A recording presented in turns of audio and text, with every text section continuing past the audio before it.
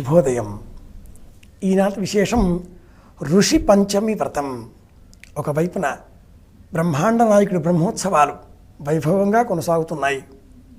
మరొక వైపున ఇంటింటా వాడవాడలా వినాయకుడు పూజలు అందుకుంటున్నాడు. వ్రత నియమాలలో అనుసరించి ఈరోజు మనం ఋషి పంచమి అనే వ్రతం గురించి కూడా తెలుసుకుందాం.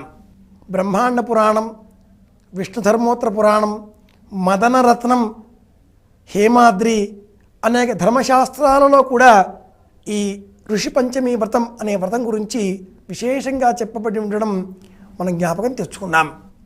ఈనాటి కాలంలో ఈ వ్రత ఆచరణ కొంత తగ్గింది అనే చెప్పుకుందాం. అయినా పరమోత్తమమైనటువంటి ఈ వ్రతాన్ని మనం కూడా తెలుసుకొని ఆచరించి అనుసరించే ప్రయత్నము చేద్దాం. పూర్వం ధర్మరాజుకు కృష్ణ పరమాత్ముడు ఈ వ్రతం ఆచరణ, వ్రత విధానం అంతా వివరించాడు. సుశీల అనే కన్యక, ఆ అమ్మాయి వ్రత కథ కూడా ఎలా చేసింది, ఏ విధంగా దోషం పొందింది, ఏ విధంగా పరిహారం పొందింది, ఇదంతా కూడా ఋషి పంచమి వ్రతంలో మనం తెలుసుకుంటాం. కశ్యపోతి భరద్వాజ, విశ్వామిత్రశ్చ గౌతమ, వశిష్ఠో జమదగ్నిశ్చ, సప్తైతే ఋషయస్తథా. ఈ వైవస్వత మను కాలానికి సంబంధించి ఇప్పటి కాలానికి ఈ 7 సప్తఋషులు అవుతున్నారు.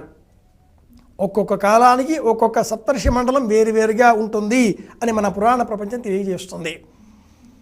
కశ్యప, అత్రి, భరద్వాజ, విశ్వామిత్ర, గౌతమ, వశిష్ఠుడు, జమదగ్ని అనే ఈ 7 గౌతముడు అరుంధతితో సహా కలుపుకొని ఈ మండలమే ఇప్పుడు మనకు మార్గనిర్దేశం చేస్తున్నది. కనుక భాద్రపద మాసంలో శుక్లపక్షంలో పంచమి తిథి నాడు విశేషంగా ఋషి పంచమి వ్రతం అనే ఈ వ్రతాన్ని ఆచరించాలి అంటుంది సంప్రదాయం.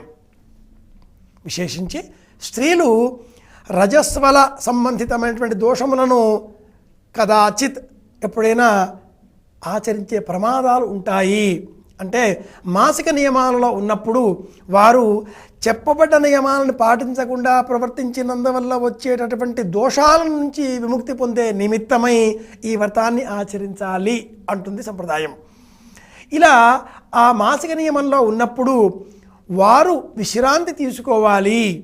అలా తీసుకోకుండా ఎప్పటిలాగానే వ్యవహరించినందువల్ల స్పర్శాది దోషాదుల వలన అనారోగ్యములు వచ్చేటటువంటి ప్రమాదాలు ఉంటుంది. కాబట్టి ఆ ప్రమాదాల నుంచి వారిని వారు రక్షించుకునే నిమిత్తమై ఇదిగో ఇలాంటి వ్రతాలు చేయాలి అంటుంది సంప్రదాయం.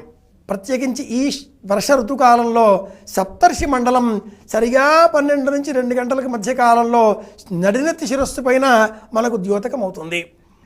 ప్రాతర్యావాణం ప్రథమాయుజధ్వం అనే ఋగ్వేద మంత్ర వాక్యాన్ని అనుసరించి సూర్యోదయ సమయానికంటే పూర్వం పంచ ఉషఃకాల, బ్రాహ్మీ ముహూర్తం కంటే పూర్వం వచ్చేటటువంటి ఉషఃకాలంలో ఏ నక్షత్ర మండలం మనకు కనిపిస్తుందో ఆ నక్షత్ర మండలాన్ని ఆ రోజు అర్చించాలి అనే నియమానికి అనుగుణంగా నిన్న మనం ఏ విధంగా వినాయక మండలాన్ని అర్చించామో అదేవిధంగా ఈరోజు మనం ఈ సప్తర్షి మండలాన్ని కూడా పూజించాలి. సూర్యోదయం కంటే పూర్వమే మనం మేలుకోవాలి. అలా మేలుకొనకుండా పడుకోవడం కూడా దోషానికి కారణమవుతుంది, పాపహేతు అవుతుంది. ఇదిగో ఇలాంటి పాపములు మనం ఆచరించకుండా ఉండే నిమిత్తమై ఇలాంటి వ్రతాలను సనాతన ధర్మం ప్రత్యేకంగా బోధించింది.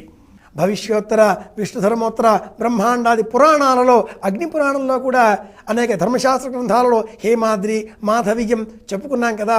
వాటిల్లో కూడా ఈ ఋషి పంచమి వ్రతం ఆచరణ విధానం విశేషంగా చెప్పబడి ఉంది.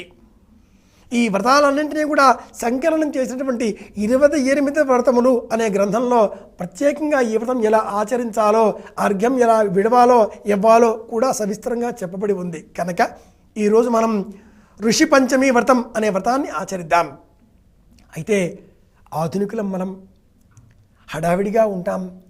తీరిక, సమయం, ఓపిక ఉన్నాయా ఆచరిద్దాం. మరి లేని పక్షంలో అనుకున్నప్పుడు బ్రహ్మాండ నాయకుడి బ్రహ్మోత్సవాలలో భాగంగా చక్కగా ఆ ఉత్సవంలో పాలు పంచుకుందాం. అక్కడ మనం భజన చూస్తాం, నమస్కారం చేస్తాం, స ఉత్సవ ఉదీర్యతే అంటూ పాలు పంచుకుంటాం. దేవోత్సవే హరేర్దృష్టవా పునర్జన్మ న విద్యతే. బ్రహ్మోత్సవంలో పాలు పంచుకుంటే మళ్ళీ పునర్జన్మ ఉండదు కదా అని జ్ఞాపకం తెచ్చుకుంటాం. అలాగే వాడవాడన వీధి వీధిన ఆ వినాయక నాయుడి అర్చనలు కూడా చూస్తాం. వీటితో పాటు ఋషి పంచమి వ్రతం ఈరోజు విశేషం కనుక ప్రత్యేకంగా కశ్యపుడు, అత్రి, భరద్వాజుడు, గౌతముడు, వశిష్ఠి, జమదగ్ని, కశ్యపుడు అనే 7గురిని అరుంధతితో సహా కలుపుకొని జ్ఞాపకం తెచ్చుకుందాం. సనాతన భారతీయ సంప్రదాయాన్ని తెలుసుకుంటూ అనుసరిస్తూ పాటిస్తూ అందరికీ క్షేమం కలగాలి అని కోరుకుంటూ శుభం.